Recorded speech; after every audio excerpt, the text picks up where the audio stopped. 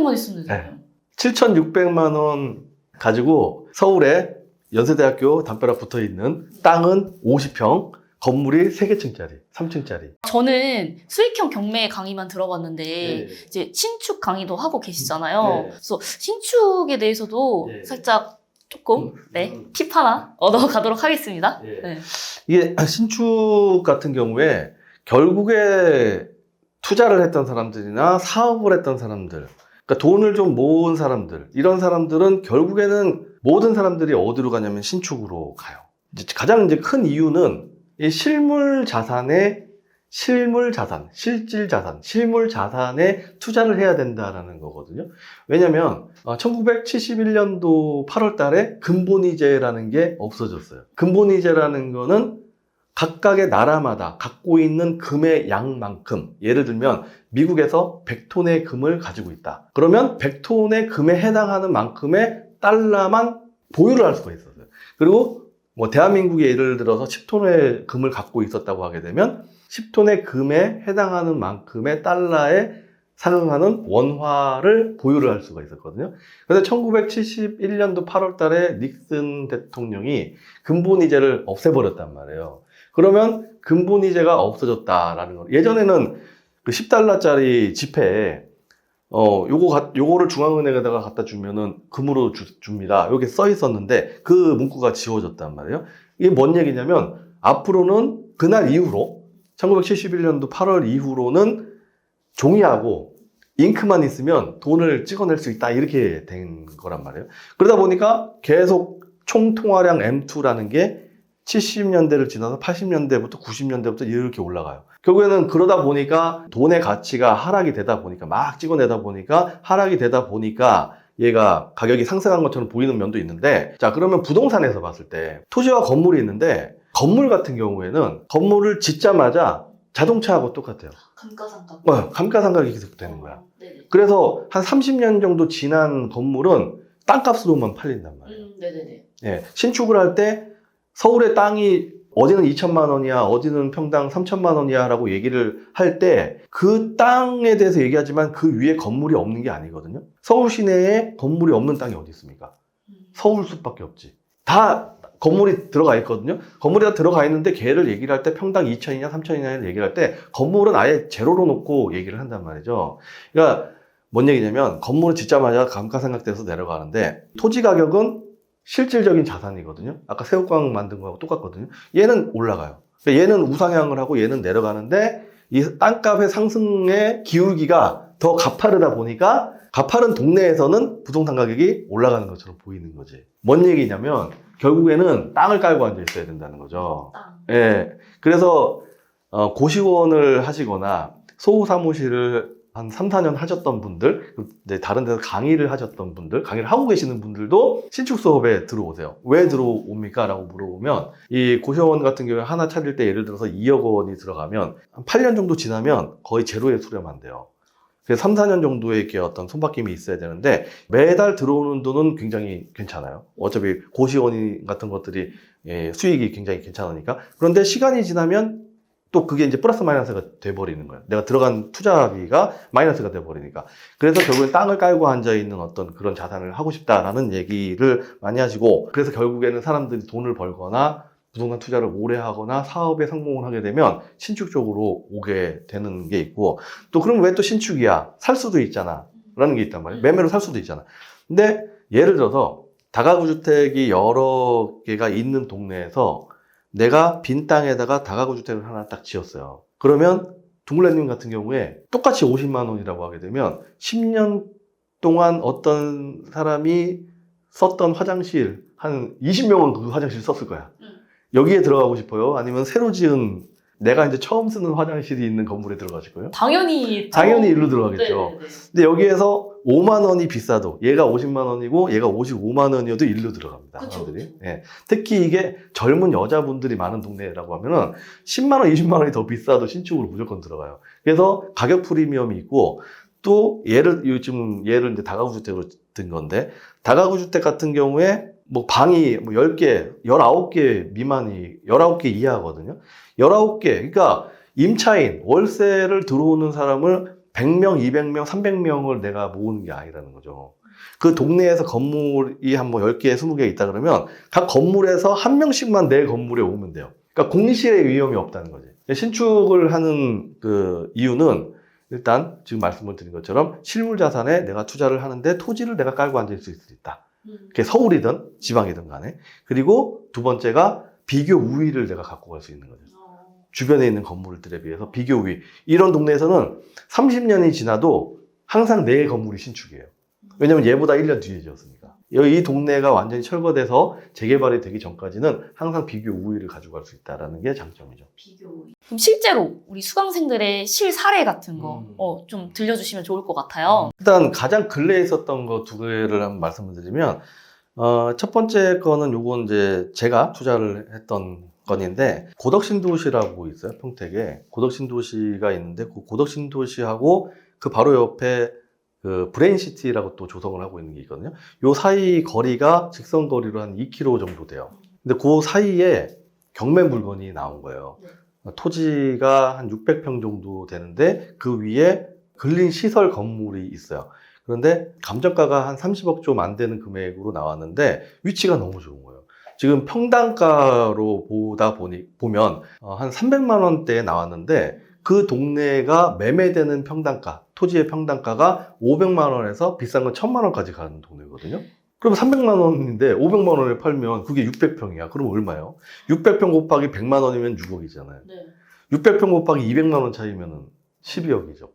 12억의 수익이 생기는 거예요. 그래서 얘를 입찰 금액을 이제 막 산정을 했어요. 산정을 하다 보니까 23억은 조금 아리까리하고 한 24억 정도는 입찰을 해야 24억이면은 360만 원 정도 됐거든요. 평당가가. 네. 그럼 평당 360만 원에 사서 한 500만 원에 매각을 하게 되면 한 140만 원 정도의 수익이 생기니까 100만 원 차이 날 때 한 6억 정도가 생겼잖아요. 그럼 한 7, 8억 정도의 수익이 생기는 거죠. 그래서 주의 깊게 보다가 또 이제 신축의 개념이 같이 여기에 접목이 되는 거예요. 그 토지에다가 가설계를 입혀봐요. 네. 설계를 본격적으로 막 몇천만 원 주고 하는 게 아니고 한 30만 원, 50만 원 주고 설계사무소에다가 의뢰를 해가지고 그 땅에다가 건물이 어떻게 들어갈 수 있을지를 넣어봤어요. 넣어봤더니 이 땅 같은 경우에는 그 바로 옆에 있는 땅과 다르게 경사지에 있다 보니까 지하 2층까지 한쪽 면이 노출이 되는 거예요. 공부상으로, 그러니까 허가상으로는 지하층이지만 네. 실제로 운영을 할 때는 지상층처럼 보이는 거죠.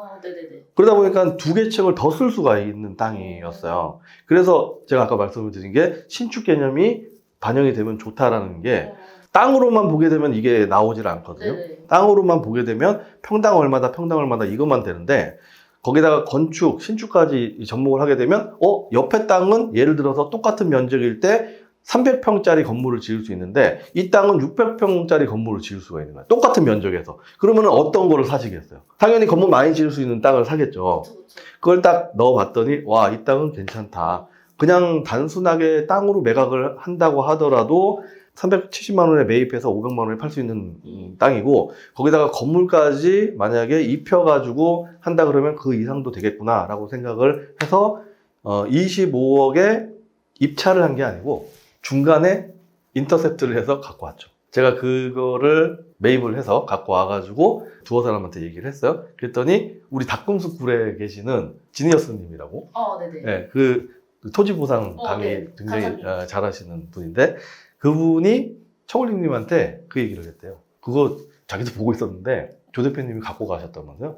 이 얘기를 하시더라고요. 그러니까 저는 그 얘기를 한 적이 없거든요. 여기서 얘기를 한 적이 없는데 그러니까 다른 데 경매 하시는 분이나 토지에 대해서 관심이 있으신 분이나 또 경매 학원들, 다른 데 경매 학원들도 그거를 입찰 들어가려고 노리고 있었던 거지. 그래서 이제 걔는 이제 그 앞에 길 건너에 8동의 아파트가 지금 들어가고 있어요. 거의 한 1000세대 가까운 아파트가 지금 공사를 하고 있거든요. 걔가 내년도 5월에 준공을 하고 7월 달에 이제 입주를 해요. 근데 지금 그 제가 매입한 그 땅에 위에 있는 근린 시설이 있는데 그게 지금 한바로 사용을 하고 있어요.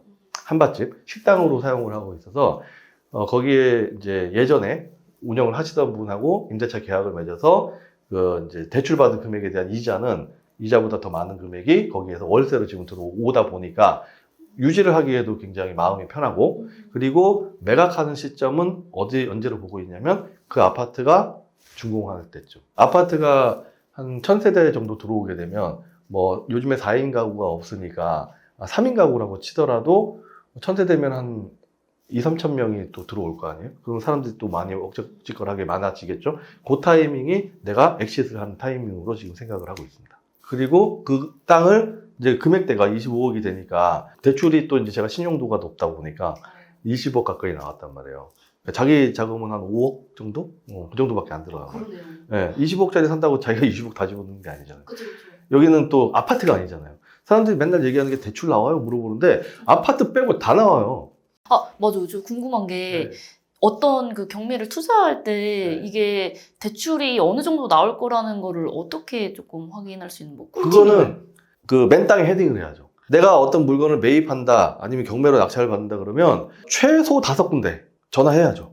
그러니까 5군데 전화해서 나온 1등보다 50군데 전화해서 나온 1등이 금리도 더 싸고 또 많이 해줘요. 얘 같은 경우에도 20억에 내가 매입해 갖고 왔지만은 대출 금액이 한 20억 정도 된단 말이에요. 그럼 5억 정도 들어가고 세금 하게 되면 한 6억 정도 들어가는 건데, 사람들이 아파트만 계속 매몰되다 보니까 대출 나와요? 물어본다니까요. 대출 나와요.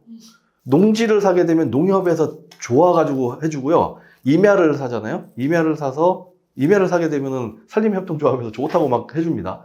일반 은행에서도 해주고, 특히 여기 이제 강남 쪽 땅을 하면 85%까지 대출해줘요. 강남 쪽에 주거가 아닌 근생이 있다 그러면 85%까지 대출을 해주는데, 사람들이 대부분이 아파트만 생각하다 보니까 대출을 해줍니까? 이걸 물어보시더라고요. 그래서 그 땅 같은 경우에는 이제 나중에 아파트가 들어오게 되면 그때를 엑시 타임으로 보고 있는 거고, 수강생이 이제 했던 물건 중에 정말 재밌는 물건인데, 이 물건은 제가 수업할 때 한 3손가락에 들어가는 사례로 올라올 것 같아요. 서울의 연희동에 연세대학교 담벼락 바로 붙어가지고 땅이 한 50평 정도 돼요. 서울에 땅이 50평 정도 되는데 거기에 3개층짜리 건물이 있어요. 땅이 50평인데 그 동네가 연희동 같은 경우에 한 3천만 원, 2,500, 3천 정도 된단 말이에요, 평당. 그러면 50평이면은 5, 3, 15에서 15억이죠. 땅값만 했을 때. 네네. 땅값만 했을 때 15억이고 거기에 3개층짜리 건물이 있어요. 이제 왜 3개층이라고 제가 말씀을 드리냐면 1층처럼 보이는 데가 지하 2층인 거야, 여기도. 지하 1층이 1층처럼 보여요. 그리고 1층이 3층처럼 보이는 그런 건물이거든요. 그래서 이 3개층이 있는 건물인데, 여기서 나오는 월세가 쉐어하우스로 지금 사용을 하는데, 위에 층 2개가 방이 5개씩이 있어요. 총 10개죠. 50만 원씩이야. 네. 얼마야? 500만 원이죠. 네네. 한 달에. 그리고 제일 밑에 층이 지금 주인 세대로 쓰고 있는데, 얘를 만약에 월세를 놓는다 그러면은 180만 원이 또 나와요. 방 3개, 화장실 2개짜리니까. 얘도 쉐어하우스로 쓸 수가 있으니까. 그러면은 합계 월세가 680만 원이에요. 땅값만 봤을 때 15억 이상이 되고, 그거 빼고 월세로만 봐도 680만 원인데, 얘가 얼마에 낙찰을 받았냐면 7억 6천만 원에 공매로 낙찰을 받았어요. 토지 가격만 봐도 반값에 갖고 온 거예요. 그런데 대출이 얼마가 나왔냐면 90%가 대출이 나온 거예요. 90%? 네. 네. 그럼 자기 돈 얼마 있으면 돼요? 10%만 있으면 되죠. 얼마예요, 그게? 그럼 7억이라고 했나요, 아까? 네, 7억 6천. 7,600만 있으면 되잖아요. 7,600만 원 가지고 서울에 연세대학교 담벼락 붙어 있는 땅은 50평, 건물이 3개층짜리, 3층짜리, 쉐어하우스, 아이들이 계속 끊임없이 들어오는 연세대학교 바로 옆에. 거기 거를 7억 6천만 원에 낙찰을 받았는데 대출을 3군데서 90%를 해주겠다고 한 거예요. 와, 아니, 금리는 내가 골라서 한 거죠. 와, 아니 근데 뭐 그렇게까지 싸게 나온 이유가 뭔가 하자가 있었던. 그 건물도, 그러니까 이게 신축 개념이 좀 들어가야 돼. 이게 왜 그러냐면요. 방금 전에 제가 말씀을 드린 게 지하 2층, 지하 1층, 1층 이렇게 돼 있다고 했잖아요. 그런데 지적도상으로 보게 되면 단차가 져 있어요. 도로에 붙어 있는 대지인데, 그런데 이 대지 레벨 차이가 한 5, 6m가 나는 거예요. 그러면은 얘가 차가 와서 이 집에 들어가려면 톡 떨어질 거 아닙니까? 그러면 대부분의 사람들이 이거를 건물을 지을 수 있냐 없냐를 판단을 못 해요. 그런데 여기서 만약에 건물을 지을 수 있다고 판단이 되면은 얘는 맹지가 아닌 거죠. 그런데 건물을 못 짓는다고 판단이 되면 맹지가 되는 거예요. 그래서 얘를 이제 그 수강생분이 이제 밤중에 11시에 전화가 왔죠. 입찰을 하기 전에. 네. 그래서 이런 걸 갖다 확인을 하고 저러저러한 걸 확인을 해라. 그래서 다 확인을 했어요. 아까 제가 말씀드린 것처럼 가설계를 해야 되고 수익을 분석을 해야 되고 아까 말씀드린 신축 사업하고 경매 수업을 다 들으셨던 분이기 때문에 그거를 다 확인을 하셨고 이게 철거를 하고 신축도 가능한 땅인 거예요. 그럼 제대로 된 땅이거든요. 근데 사람들은 그걸 모르지. 일반인들은 될까? 라고만 생각을 하는 거죠. 그러다 보니까 입찰 자체를 못 하게 된 거지. 그래서 7,600만 원, 이제 세금까지 다 하게 되면 8,000 정도 갖고 서울에 연희동에 건물주가 된 거죠. 와. 저는 막연하게 네. 뭔가 신축하면은 거액이 들어간다라고만 막연하게 생각했었거든요. 네. 그게 되게 틀에 박힌 생각이었네요. 그렇죠. 이분도 과감하게 얘를 할 수 있었던 이유가 뭐냐면 일단은 만약에 내가 얘를 낙찰을 받아서 철거를 하고 건물을 짓는다고 하더라도 아니면 건물을 짓는 사람한테 매각을 하더라도 수익이 확실하게 5, 6억은 남겠다라는 게 이미 사업성 검토에서 결과가 나와버리거든요. 그러니까 나중에는 그런 생각도 있고 실제로 철거하고 건물 짓을 생각도 있고 그런데 덤으로 얘가 월세도 나오는 거지. 그래서 제가 사실은 요즘에 그 수강생분들한테 가장 강조하는 방법은 뭐냐면 현재도 지금 내가 매입을 했을 때도 시세 차익이 있어. 이 물건처럼 땅값이 15억인데 7억 6천만 원에서 땅값으로만 봐도 한 8억 친다 그러면은 얼마예요? 한 7억 정도의 시세 차익이 나온단 말이에요. 현재도 시세 차익이 생기는데 보유하고 있을 때 월세도 생기는 물건. 네, 현금으로. 현금 흐름이 나오는 네. 물건. 이 물건을 찾아보라고 이 물건을 어떻게 찾는지를 제가 알려드리는 게 지금 가장 좋은 투자처다라고 생각을 하고 있습니다. 이거를 정립하는데 20년이 걸렸어요. 그러니까 지금 이 영상을 보시는 분들이나 저한테 얘기를 들으시는 분들은 아 그냥 그런 것도 있구나 고개 끄덕끄덕하고 끝나실지 모르겠지만 저 같은 경우에 처음에 뭐 아파트 경매 당연히 했었고 빌라 뭐 간석동 이런 데도 찾아가고 지방 소형 아파트도 했었고 상가 뭐 법정지 상권 또 지분하면서 소송도 수십 번씩 했었고 여러 가지 다 해봤단 말이에요. 그러면서 신축도 지금 해서 건물도 지금 갖고 있고 신축했던 건물 건설임대 사업자로 전부 다 갖고 있거든요. 이렇게 20년 동안 이런 것들 저런 것들 다 하다 보니까 가장 좋은 투자는 방금 전에 말씀을 드렸던 것처럼 지금 현재 매입을 해도 시세 차익이 생기고 월세도 나오는 방금 전에 말씀을 드렸던 제가 투자를 했던 그 고덕신도시 옆에 있다는 그 땅 같은 경우에도 뭐 얘는 이제 월세가 아주 뭐 만족스럽게 나오진 않아요. 대신 이자를 채우고도 남을 정도, 이자를 채우는 정도에 나온단 말이죠. 시세 차익은 발생이 된 상태에서. 근데 우리 수강생 같은 경우에는 시세 차익이 한 6, 7억 정도 나는 상태에서 월세 수익도 또 나와요.